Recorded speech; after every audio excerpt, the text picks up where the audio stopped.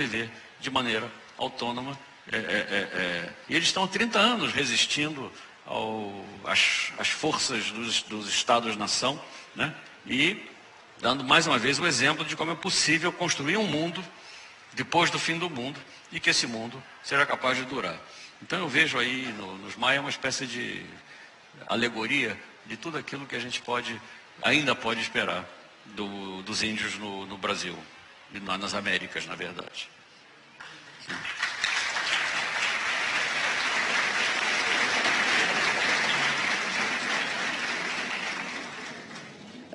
Tem uma pergunta para você, Eduardo, do site da CPFL Cultura, perguntando se os índios norte-americanos também sofrem problemas similares.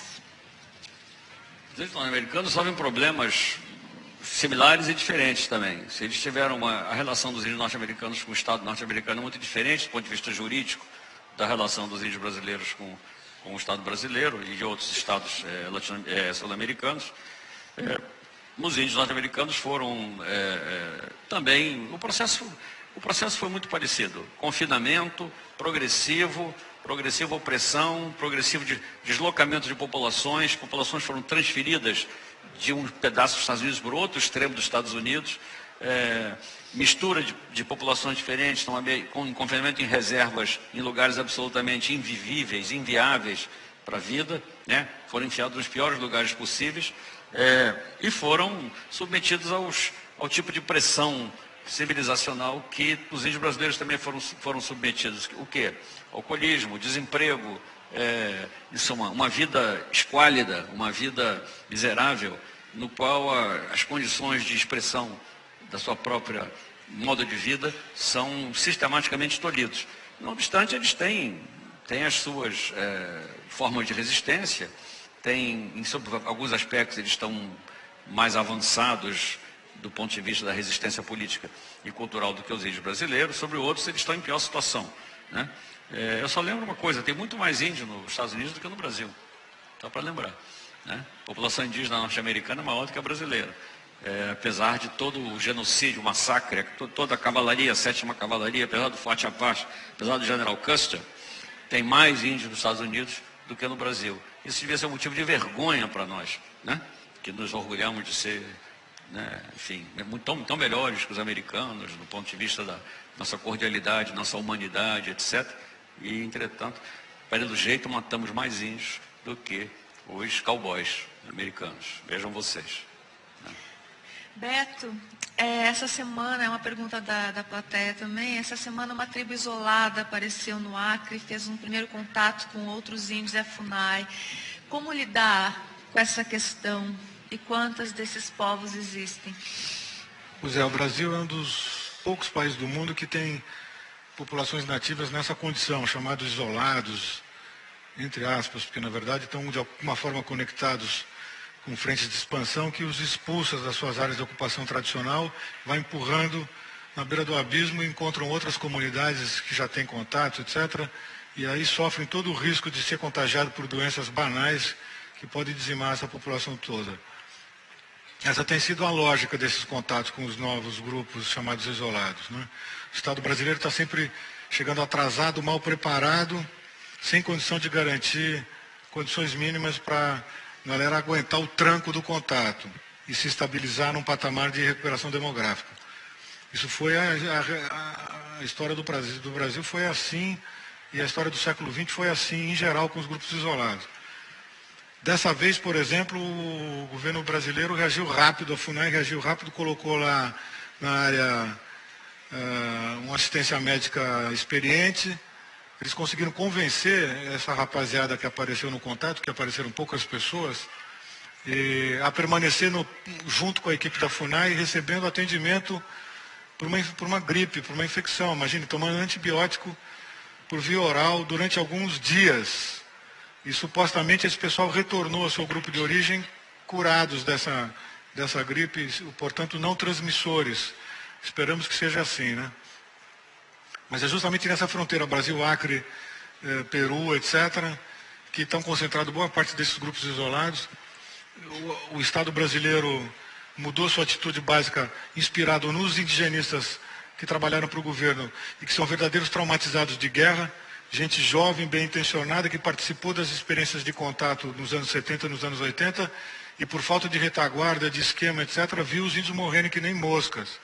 Esse pessoal tem uma geração de indigenistas hoje que é traumatizado dessa guerra de pacificação chamada de incorporar grupos ao país, né? E então, o Brasil desenvolveu toda uma ideia de que é preciso proteger essas áreas e não forçar o contato, que era uma atitude agressiva do tempo do século XX em geral, né?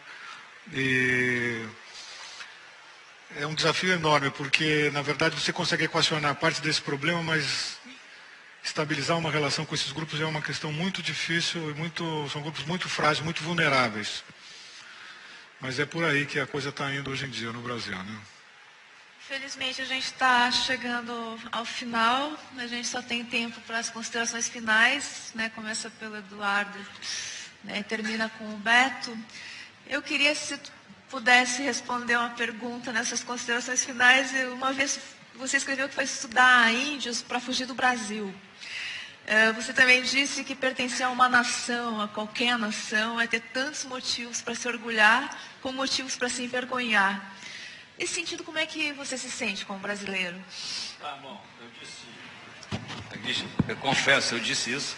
Eu disse que fui estudar índio para fugir do Brasil. Fugir do Brasil de um modo, em vez de fugir para fora, eu fugi para dentro. Eu tive o privilégio de não precisar fugir para fora, como tantos da minha geração, né? Que foram obrigados a se exilar e, portanto, tiveram que sair do Brasil, sem querer.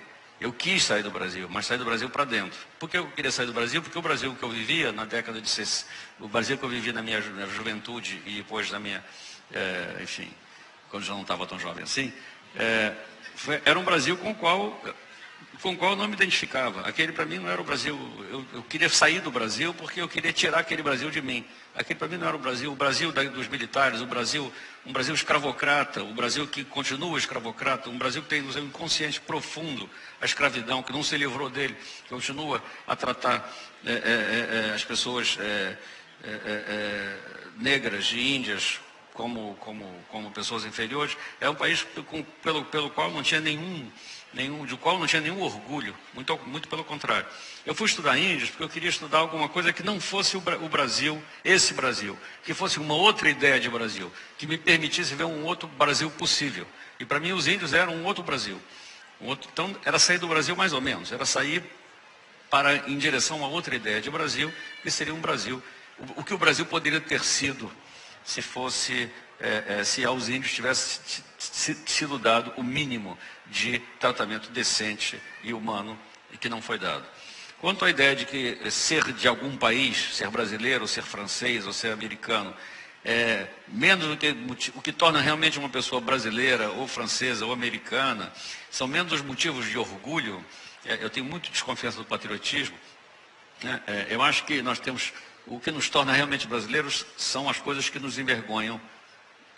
E o que nos torna franceses para os franceses são as coisas que envergonham os franceses. Eu acho que a vergonha é um sentimento muito forte e que deve ser cultivado. Eu tenho vergonha de ser brasileiro, frequentemente. Eu tenho vergonha de pertencer a um país que foi o último país a abolir a escravidão no planeta, com exceção da Mauritânia. Eu tenho vergonha de pertencer a um país que extermina os seus índios sistematicamente. Eu tenho vergonha de pertencer a um país que tem uma das maiores desigualdades de distribuição de renda do planeta. Eu tenho vergonha de pertencer a um país em que a educação é tratada como enfim, alguma coisa que, na verdade, deve ser recusada ao povo. É a única conclusão que eu posso tirar, né?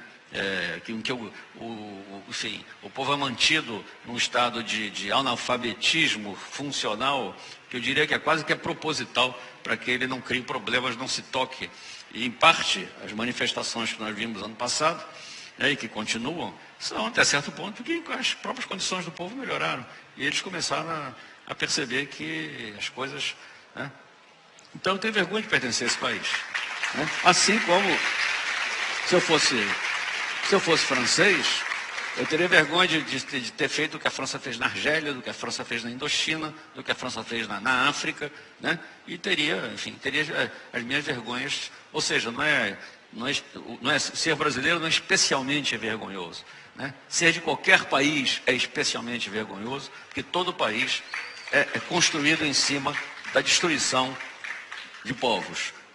O Estado-nação, todo Estado-nação se constituiu historicamente em cima da repressão, do extermínio, do genocídio, do etnocídio e da repressão cultural dos povos, dos territórios em que eles se instalaram. Na América isso é especialmente dramático, porque os europeus invadiram isso aqui. Mas isso aconteceu na Europa também. A França se unificou às custas da destruição de outras línguas, de outras tradições, de outros dialetos, etc. A Inglaterra se constituiu às custas da expulsão dos camponeses de suas terras para dentro das grandes cidades, onde eles viviam em condições absurdas durante a Revolução Industrial. E assim por diante. Ou seja, eu acho que pertencer a um país o que nos torna realmente íntimos do Brasil, no meu caso, eu me sinto brasileiro realmente quando eu vejo o modo como é tratado uma pessoa negra no Brasil. Aí eu me sinto realmente brasileiro. Aí eu descubro, eu sou realmente brasileiro. Isso aí acontece no meu país e eu não sou capaz de fazer nada.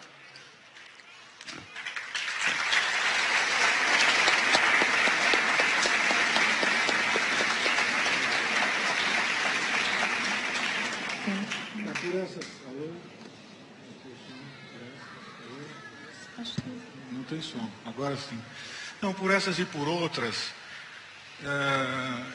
eu me juntei ao Eduardo lá nos anos 70 para escrever um projeto que se transformou nesse observatório da questão dos povos indígenas no Brasil, cujo título era Povos Indígenas no Brasil. E aí a preposição faz toda a diferença, pensem nisso. Né? Preposição derruba o editor, né? Se você fizer uso errado da preposição, né? E a gente sacou essa lá atrás, e a nossa coleção, nossa série de livros, de tudo que a gente fez, estava embaixo dessa rubrica Povos Indígenas no Brasil, que era uma maneira de driblar o Brasil. Em vez de povos indígenas do Brasil, que é normalmente como a gente se refere, como se os índios fossem do Brasil e não apenas estivessem no Brasil, porque eles precedem o Brasil, então eles não podem ser do Brasil. O Brasil é que é dos índios e não os índios do Brasil. Nesse sentido que nós... É a última fala agora já? Eu queria reler eu recuperei de ontem para hoje uma epígrafe que o Eduardo escreveu para um dos volumes dessa série há 10 anos atrás, que dizia o seguinte, aspas, o reencontro entre índios e brancos só se pode fazer nos termos de uma necessária aliança entre parceiros igualmente diferentes, de modo a podermos, juntos, deslocar o desequilíbrio perpétuo do mundo um pouco mais para frente, adiando assim o seu fim. E quero convidar vocês a escutar uma canção que a Maria Bethânia acaba de gravar no último CD dela, chamado Meus Quintais, onde ela evoca a diversidade. Acho que ela é forte candidata à madrinha do Brasil socioambiental e de quem repara na diversidade do país. Obrigado, boa noite. Quando o samba começou na areia, festa na aldeia de Tupinambá, tem autógrafos agora na mesa de autógrafos. Deus do Pan clareia, deixa clarear. Jurunas, Guaranis, Caingangues, Caiabis, Terenas, Carajás e Suruís, Chavantes, Pataxós, Apurinãs, Camaiurás, Cambebas, Canidés e Cariris. São povos do Brasil, donos desse chão, herança cultural.